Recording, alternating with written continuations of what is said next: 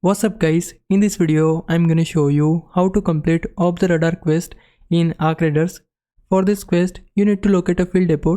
It won't appear on your map until you get close to it, so you need to head toward the general area first. One of the field depot locations is shown here on the map. The field depot itself looks like a small cabin with a radar mounted on top. To complete the quest, you need to do everything in a single run. First, move close to the field depot to trigger the first objective. After that, climb up the ladders on the side. Once you reach the top, interact with the radar to repair it. As soon as that's done, the quest is completed. You don't need to extract afterward, and even if you die, that's fine. You can still turn in the quest. Here's another field depot location. This one is near the water treatment area, close to research and admin, and not far from the extract point. Personally, I recommend the first location since it's usually much quieter. This area is close to the extract and you'll sometimes run into drones here as well. At this location, the steps are the same.